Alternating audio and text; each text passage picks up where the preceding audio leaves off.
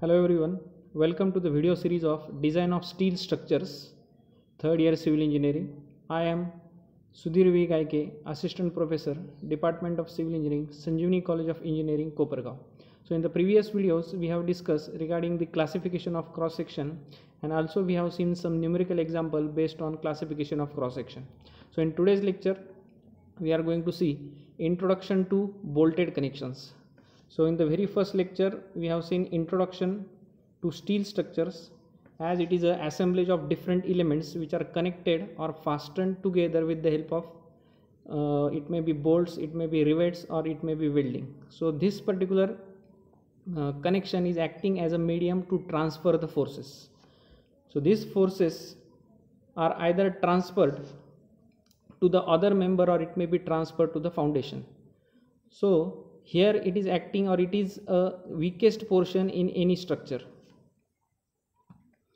The rolled sections has a fixed length, usually 13-meter sections are available, and this particular 13-meter length may be sometimes lesser than site requirements. So therefore a section is to be connected, or some circumstances are also there, as every element of structure is oriented in different directions and are to be connected so as to act as a single composite unit. For example, usually your column sections are vertical members, your strut member or your tie members are horizontal or inclined members. So every element is having different orientation, and this different orientation is to be connected, or element is to be connected at certain particular location. That location is called as your joint. So usually the connection or joint may be riveted type of connection, it may be bolted type of connection, it may be welded type of connection, sometimes it may be pin type of connections, or it may be combination of all the above four types. So riveted connection is nothing but here a metal pin is used, and this metal pin is having one head at one side, and from the other side, using with the help of pneumatic hammer, head is usually made or prepared after inserting that pin into required joint. So in case of bolted connection, it is exactly opposite procedure. Here already metal pin is there, but the metal pin is having a certain threaded portion where your nut is going to be fixed. In case of welded connection, with the help of electric current, we are making the fusion of electrode, and parent material is melted to form a particular bond between two adjacent material. In case of pin connection, here there is no need of any kind of nut sections or nut. Directly in the pin section, certain press arrangement is usually done, and with the help of pressure, the pins are inserted into required joint area. So likewise, these 4 or 5 types of different types of connections are there. For our syllabus, we are going to deal with second, that is bolted connection, and third, that is welded connection. So bolted connections. So here in the figure you can understand one simple cross section of bolt is shown. A bolt may be defined as a metal pin with a head at one end and shank or body threaded at the other end to receive a nut. In the cross section you can see at the top portion head is there, and again below that your body, or it is also called as shank portion, and at the lowest portion that shank is converted into certain threaded portion where your nut is going to be fixed. So that particular threaded portion is generally making reduction in the area, where shank area is usually calculated, or it is considered as your AS value, shank area. So steel washers are provided under the bolt as well as your nut portion for distributing the clamping pressure. Here washers you can see it is below the head, and again it is provided above the nut also. So this washer is provided for clamping or distributing the clamping pressure in that particular portion, and again to prevent the threaded portion to be safe from that particular clamping. So bolt from bearing or from connecting the pieces. So simple cross section is shown here. It is a lap kind of joint connected with bolts. So important elements you need to understand, that is head, shank portion, threaded portion, again nut and washers. So these are the elements of your bolt connection. Now classification of bolted connection.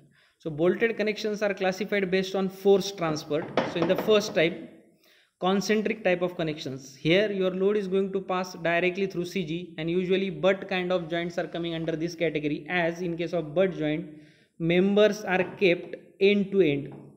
Second type, that is eccentric type of connection. In eccentric type of connection, your load is usually away from the CG, and this is the example of lap kind of joint. So in case of lap joint, members are overlapped above each other.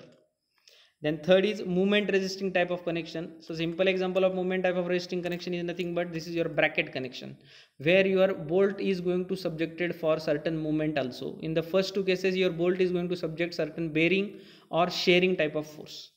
Now second classification of your bolted connection is based on type of force. So either it will be shear type of connection, example is lap and butt joint.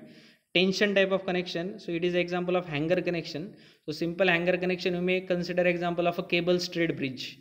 So that cable straight bridge cable is connected to your deck slab with the help of hanger type of connection. Then combined shear and tension, so it is the example of bracing system. Now this single particular element is subjected to shear also or sometimes tension also. This is criteria in case of bracing, where sway kind of frame is there. So sway frame, either it will be transfer from shorter horizontal direction towards x side or y side. In that case, same element is going to come under shear or tension. Now based on force mechanism, either your connection will be bearing type of connections or it may be your friction type of connections. So we are going to design our connections with the help of these two type only, bearing type, because friction type is not in our syllabus. Now types of bolts. Two types of basic categories of your bolts are there: unfinished or black bolts, and second is high strength bolts.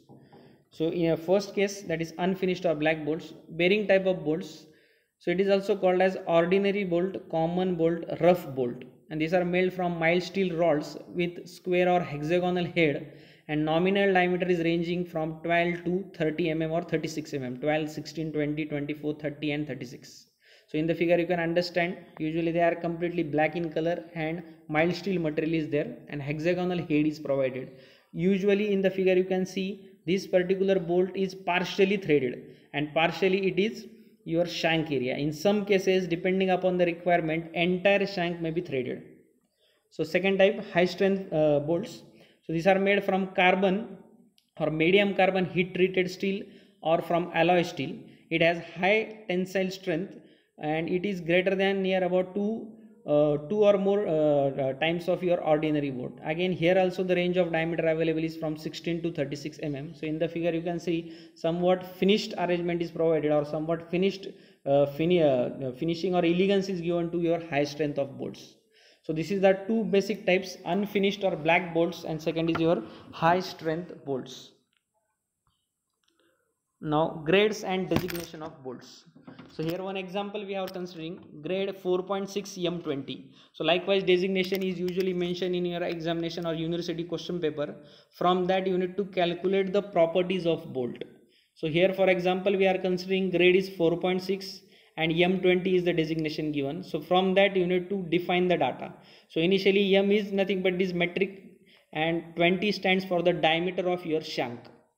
Again using grade value 4.6 you need to calculate FUB and FYB value, that is ultimate strength of bolt and yield strength of bolt, that is FUB and FYB. And for that one short trick is given.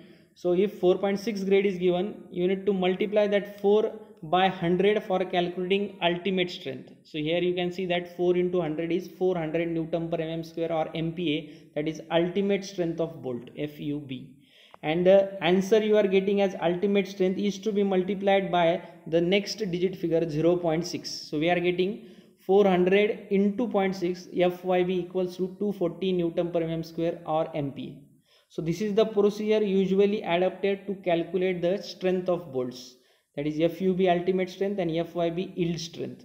So for example, again you may consider here 5.6 grade. So 5 into 100 is 500 FUB and 500 multiplied by 6, 5, 6 are 30, that is equal to 300 FYB. So using this process you can write that. Usually on the bolt head you cannot write the entire figure 500 or 300, and therefore this designation is adapted or it is embossed on the head of your bolt. So advantage of these connections. So connections can be made quickly, erection of structure is speedy, again less skilled persons are required for this type of connection, equipment is also less required, and the cost of this particular connection is less. Therefore we are adapting bolted kind of connection. Now types of bolted connections. So first is lap joint and second is butt joint. So in the figure you can understand For lap joint, two members are overlapped and connected together. So one above the another, two different plates are kept. The plates are kept one above the another, and again the connection is made. So in the figure you can see that first type is a single bolted lap joint, and second figure is showing us double bolted lap joint. Now in case of butt joint, you need to understand that instead of overlapping the two plates which are to be connected, we are keeping the plates end to end or in front of each other. Two members to be connected are placed end to end, and additional plates are provided on either sides or one side known as cover plates. So in the middle figure you can understand it is a single cover single bolted joint. Near to it, it is single cover double bolted joint. Similarly, below figure, that is last or third figure, you can understand it is single bolted double cover joint, and near to it, it is double cover double bolted joint. So either the cover plates may be provided at top side or it may be provided at bottom side also, depending upon the requirement. And again it may be defined depending upon the rows, single row or double row. So it is single bolted or double bolted type of joints.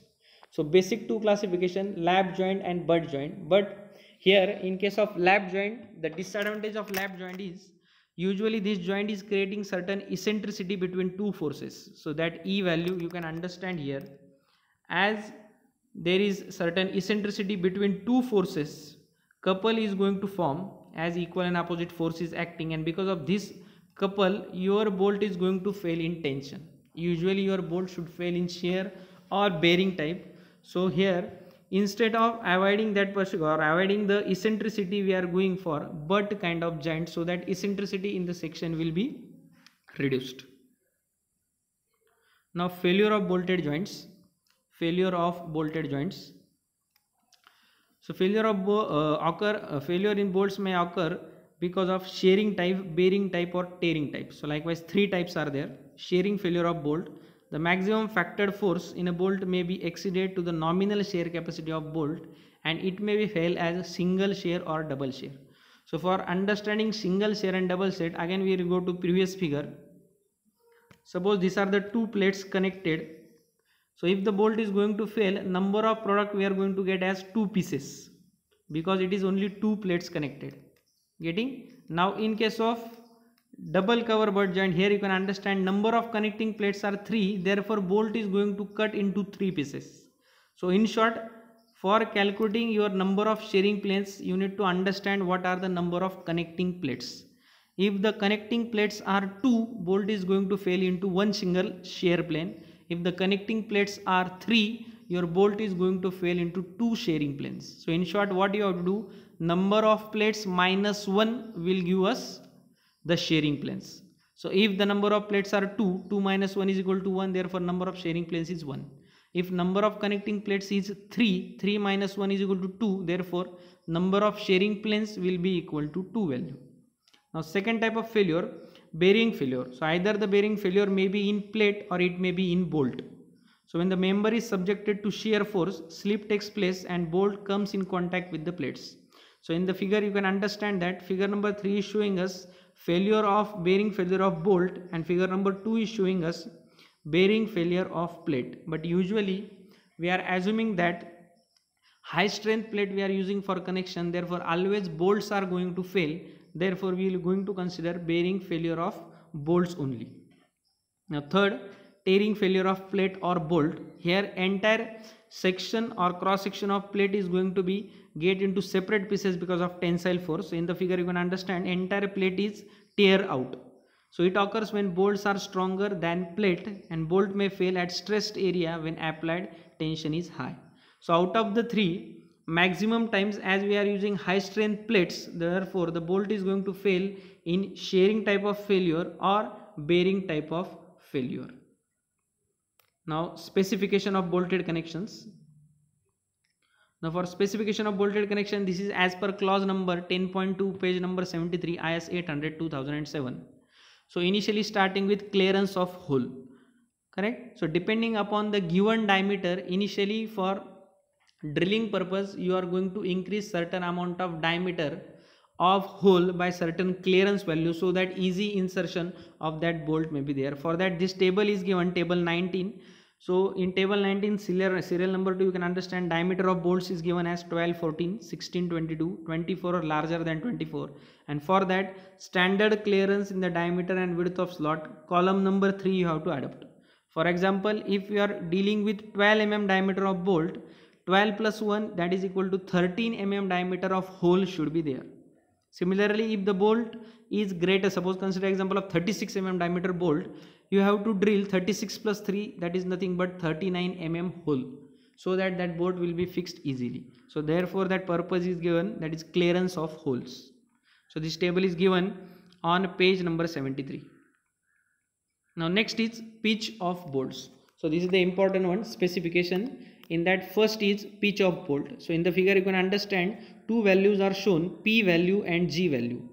So the distance between centers of two consecutive bolts in row measured along the direction of load is called as pitch. So here P value you can understand it is along the direction of load. So if you are measuring the distance between two consecutive bolts, center to center distance between two consecutive bolts along the direction of load, it is pitch value. And if it is perpendicular to direction of load, it is called as your gauge value. So certain specifications are given as per clause number 10.2.2, page number 73, IS 800 2007. So the distance between centers of the two consecutive bolts in row measured along the direction of load. So P shall not be less than 2.5 times of diameter of bolt. And again P should not exceed 16 times T or 200 mm for tension member. P should not exceed 12 T or 200 mm, whichever is less for compression member, and P should not exceed 4.5 times of D for butt joint, where D is the diameter of bolt. So this is as per clause number 10.2.2.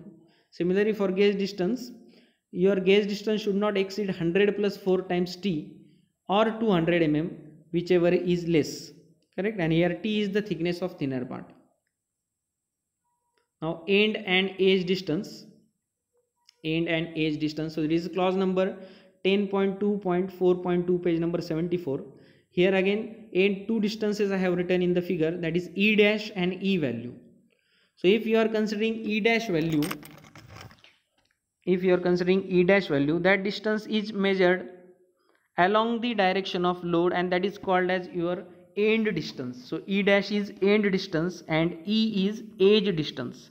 So distance measured perpendicular to your load direction is your edge distance. So here it is the distance of center of bolt to the adjacent edge or end of plate.